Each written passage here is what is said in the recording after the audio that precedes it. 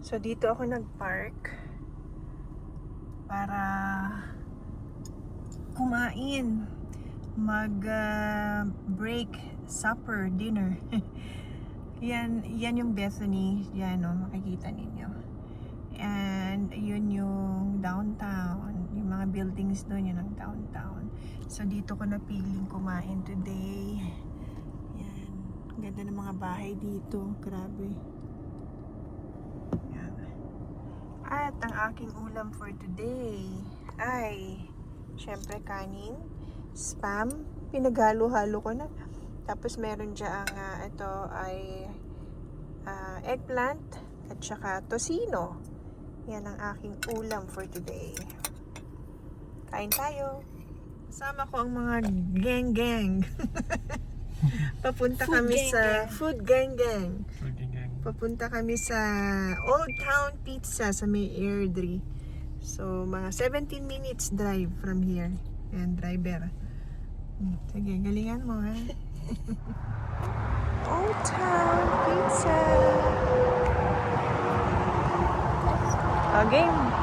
Yung mauna, maglilibre. Ha? Ay, nandun! Nandun yung nasa may lalagyan ng mug holder. Wala.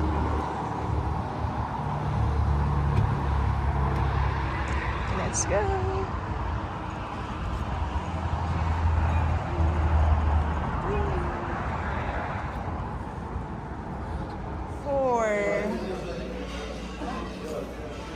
So cute.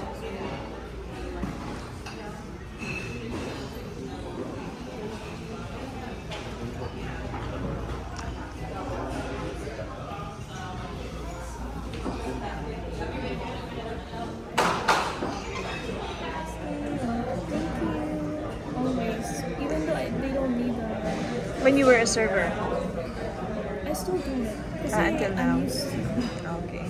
So that the next step. The next step. So, ito yung itsura ng Old Town Pizza sa loob. Maliit lang siya, pero parang ay,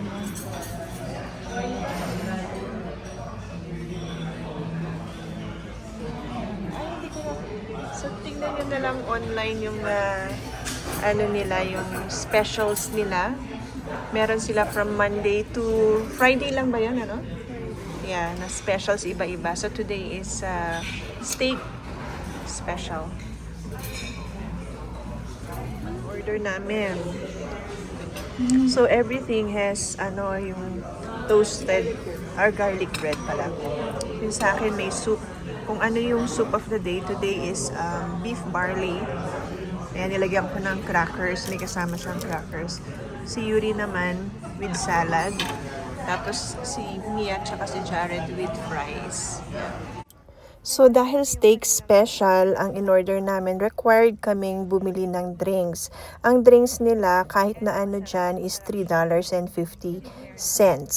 And then ang total namin ay 73.29 kasama na ang GST dyan. So sulit, mura na, masarap pa. Ganda ng sasakyan niya. Oh. Classic. Yung alin? Saan yun? Old Town Pizza.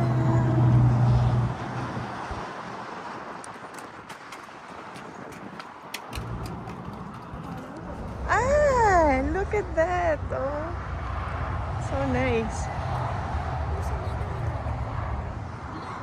What is it? What kind of car? Oh yeah. What kind of car is that? OMG? And there's another one there. Collector's car. Ay, ang cute. Ha? Kailangan ba full? Hindi naman. Ito na yung bagong car ni Mia. Ano yan? Anong tatak niyan?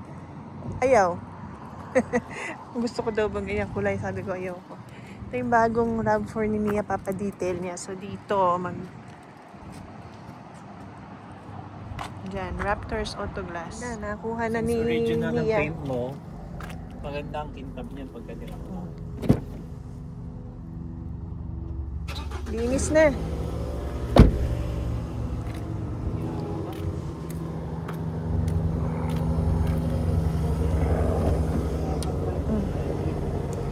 Linis na. Kaya kung gusto niyo magpa-auto detailing, dito kayo kay Raptors. Oh. Ito dati may mancha na wala na natanggal nila. Ito na ata yun eh. Ito yun oh. Tsaka bumango no? 220.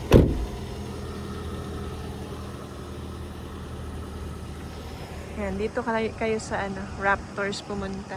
Pinoy. Kababayan natin nagbi-business. Susunod naman daw, ang suggestion niya is buffing. Tapos lilinisin ito. Kasi malabo.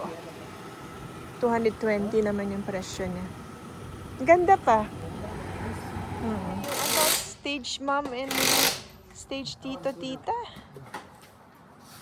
Ano sayad? Yung gumagawa lang.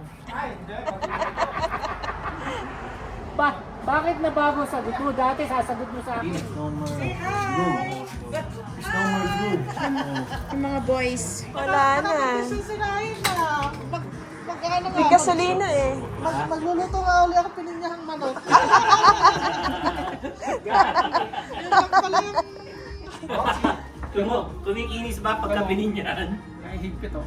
Hindi nga yan, nakalak niya, nagkalawang na yan. Ayaw wala. Ah. Naglagkit. Wala na oh. Naglagkit na yan. Nagkano na, Ayun, kailangan natin na isip. Ano ibig sabihin yan? Explain mo nga kay Jared. Interpreter. Nakalimutan ko ng tawag dito eh. Oh, yeah. These two, it's they call a guide, counter guide. Caliper guide? Ah, okay. Kasi kaya, nasira ito. You see that? Here's the problem. What's There's no caliper? grease Yeah, inside this. caliper guide.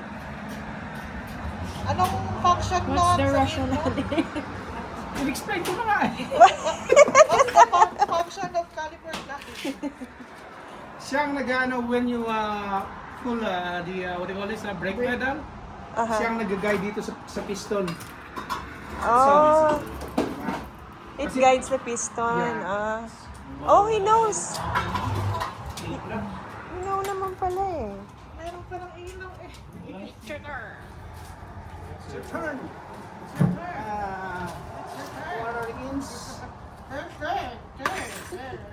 Shit.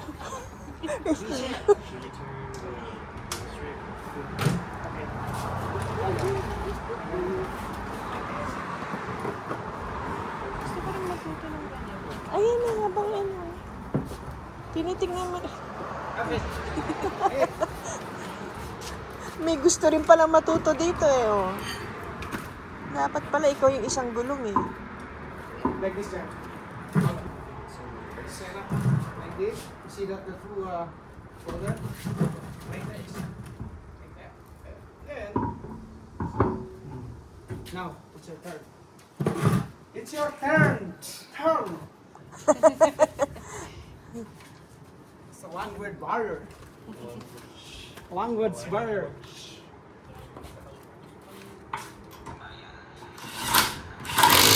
Pag natuto na si Jaro, may tagal-gawa. Oo. Kasama din siya.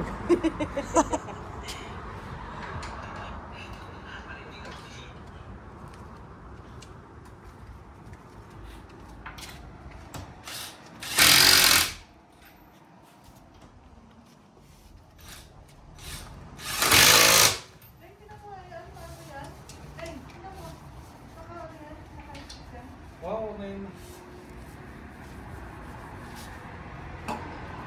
Ayan, dito kami pupunta. AYCE Barbecue. Meron.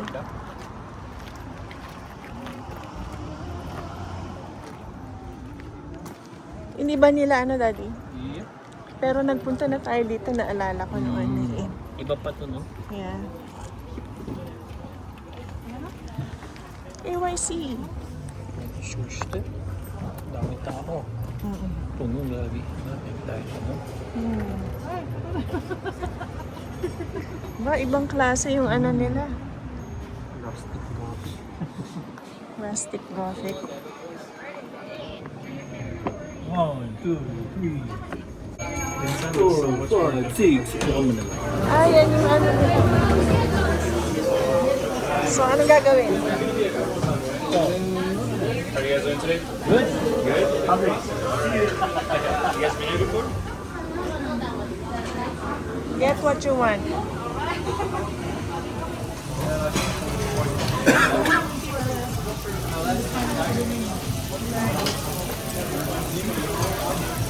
Mahihilo ko sa... Yun lang. Ito, pamaypay. I'm full! Parang nahuli si Ryan dito. Wala. Parang nahuli. Nang kain? Napa.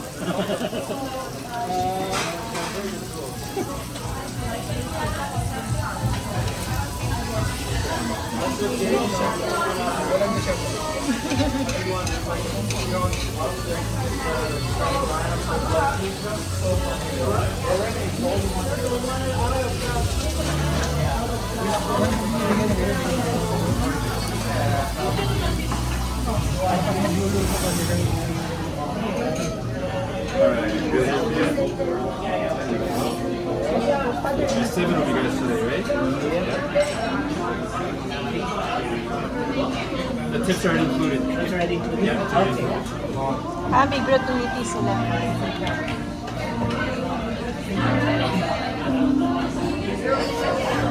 Oh, yeah.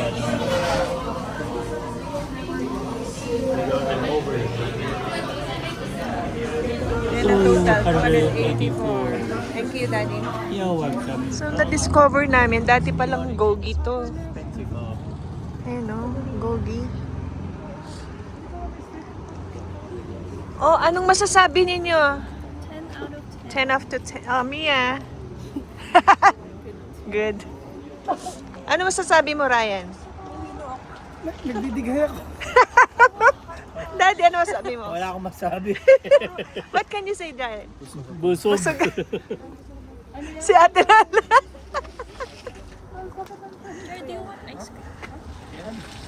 Is it from Nabusog kami lahat. by, Hello everyone! Isang magandang araw po sa inyo.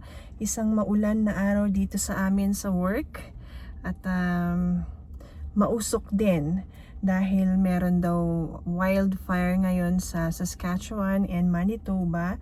At dahil mahangin, nadadala siya dito sa Calgary kaya medyo smoky. So yesterday nagkaroon kami ng smoke alert. Air alert, parang ganon. So, nag-send ng email ang aming manager na kailangan isara ang mga bintana na nasa yung nakatapat sa daan. Kasi meron kami dito nakatapat sa atrium. Ang atrium namin is an open space inside the facility na may mga halaman. Parang garden area siya pero enclosed. Anyways, mag-uusap ulit tayo about retirement planning. So, I have 25 tips na panood ko rin to sa fina-follow ko na Canadian. I think ano siya financial planner siya. And marami siyang experiences about retirement. Ito actual for Canadians, not just for Filipinos. So maganda naman, pwedeng i-apply sa ating mga Pilipino yung mga tips niya. I have 25 or he gave 25 at sa araw na ito, i-share ko sa inyo yung 5 tip na shinare niya. Okay, ang una is to retire to something, not from something. Ibig sabihin, not from your work, retiring from work, mostly kasi ganon, di ba? Ito, ang sinasabi niya is, ano ang purpose? Bakit ka nagre-retire? What are you retiring to? Hindi lang dapat kasi ayaw mo na magtrabaho. Tapos na ako sa trabaho. Hindi daw ganon. So, ano ba yung, meron akong cheat sheet dito ha, para maganda yung flow ng usapan or ng discussion natin. So, ano daw ba yung nasa kabilang, what is the other side of the fence that you're going to spend your time with, using your skills, etc., your hobbies, ganyan. So, pag-retire mo ba, bakit ka nag-retire? Dahil lang ba sa ayaw mo na magtrabaho? Or it's because you want to do something else that involves your hobbies or your hobbies or your skills or your talent, yung mga ganon. Magbibigay ako sa inyo ng isang magandang example. Yung kasamahan ko sa work, I will not give any identification, So, she worked all her life kasi dito na siya pinanganak. And then, magre-retire siya at 65. So, kaka 65 na lang niya, and she is working on her retirement na. And then, she has a hobby that turned into a small business. Parang entrepreneur siya. Online, nananahi siya. Kasi yun yung kanyang skill and hobby. Nananahi siya ng mga damit ng mga bata. And then, binibenta niya online. And I think it's going great. It's successful. So, yun ang plan niya. After niya mag-retire, yun ang magiging pagkakaabalahan niya. Ganon. So, yun ang number 1. Retire to something, not from something. Number 2, hindi mo daw kailangan ng millions of dollars to retire. Kasi yan yung mga napapanood natin or nababasa natin ngayon sa social media. Parang you need this amount, like 1.7 million, mga ganyan-ganyan, for you to survive retirement, kanyan. Wala namang nakakaalam kung magkano talaga yung kailangan natin. So, let's just be careful when we're watching these videos kasi mafufrustrate tayo kapag doon natin binasa yung planning natin for retirement. So, hindi totoo yun na you need millions of dollars to retire. Yun. Number 3, transitioning into retirement. So, gradual ba? Or gusto mo like, kumbaga cold turkey, yung pagka yung nag-quit ka ng isang bisyo. Like for example, smoking, cold turkey. Biglaan ba yung gusto mo? Or gradual. So, ang tip niya is it's better na gradual. Like for example, downgrade ka ng line mo. Like for example, if you're working full-time, downgrade mo yan to part-time, ganyan. But this is not possible for those who are working in offices. Kasi alam ko, laging 8 to 5 ang office or 9 to 6 or something like that, diba? Laging ganyan, Monday to Friday, and you always have to work full-time pagka nasa office setting ka. This is applicable for those who are working on a shifting schedule. Like for us nurses, so pwede kaming mag-downgrade. Meron nga ako naririnig dati na mas maganda daw na mag-retire ka habang ikaw ay full-time.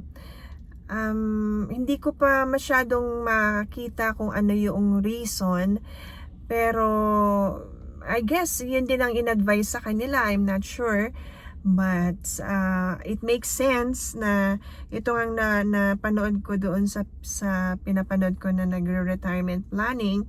It makes sense kung gradual kang magre-retire, kasi let's say, tingnan mo, test mo kung kakayanin na ba yung kinikita mo with that amount of money. Enough na ba yon para mabuhay kayo when when you retire. Kasi, i-discuss ko yan eventually dito sa 25 tips na to. Kasi when you retire, mas konti na lang yung mga gagastusin mo. Yun ang expectation natin. So, mas maganda yung parang kumbaga testing period mo bago ka mag-fully retire. Pero, case to case basis siguro, may iba kasi talaga gusto nila full-time sila na mag-retire, and they don't want to do it gradually. Number 4, RRSP should be utilized. Ito, sa bandang ito, medyo nagkamali nga rin kami kasi hindi talaga namin masyadong pinansin ng RRSP.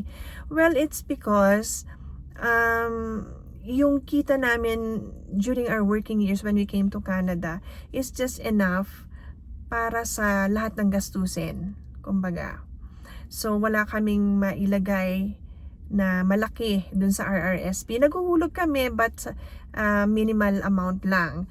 So, ang suggestion niya ay mag-open ng RRSP at kung kakayanin nga ay palakihin yung contribution nyo. Kasi the tax are deferred when you have RRSP. So, there's a case study, sabi niya, na ang RRSP will put you in a better position than not doing it at all. Kasi ang RRSP ay ikakaltas yan dun sa kinikita mo, sa actual na kinikita mo, kung saan ibe-base yung tax mo. So, bababa yung actual income mo kung saan nila ibe-base yung tax mo. So, that means mas maliit din yung tax na ikakaltas sa'yo. Ayan ay nagkaroon ng case study dyan. So, it's better na sabi niya, ulitin ko ulit, it will put you in a better positioning than not doing it at all. So, para sa mga ang income ay nasa 60,000 annually pataas, it makes sense. It will make a lot of sense kung kayo ay mag-RRSP. Yun. Kumbaga, pinaka-tax break na yun, yung RRSP during your earning years. Let's say, magbigay ako ng example. If you are earning 60,000 for example, and you have a contribution of 10,000 for that year, ima-minus yun sa 60. So, magiging 50,000 na lang. Doon ang basis ng computation ng tax nila kung magkano yung babayaran mo. Yun ang pinaka-simplified na explanation. Okay? Next, number 5 and the last for this vlog, TFSA. So, isa sa mga most important tool for us Canadians para sa flexibility, and it could be used as your travel funds. Like for example, while or after you after, let's say nag-retire ka na, then may money ka diyan sa TFSA mo at gusto mo mag-travel, doon mo kukuhanin yung travel funds mo. Hindi doon sa makukuha mo sa government, like for example yung mga pension, hindi dito sa RRSP dahil ito yung pang daily living mo lang to. Yun ang dapat ninyong i-consider. Okay? TFSA is like a savings. Walang dadagdag ang gobyerno dyan. It's just from you, from your money. It's from your savings. The only thing there is hindi ka nila kakaltasan ng tax for this. Yan. So, yun yung 5 na maishishare ko sa inyo na tips na natutunan ko din from one of the vlogger that I watch, regularly watch. Siya ay isang financial planner dito sa Canada, and he is Canadian. Yun lang po muna ang ma-share ko sa inyo, and thank you again for watching. For my subscribers, thank you so much for continuously watching my vlogs, and for those who are here for the first time, yung mga napadaan lang, maraming salamat po sa inyong lahat. At yun lang po, magkita-kita ulit tayo sa susunod na vlog. Bye for now!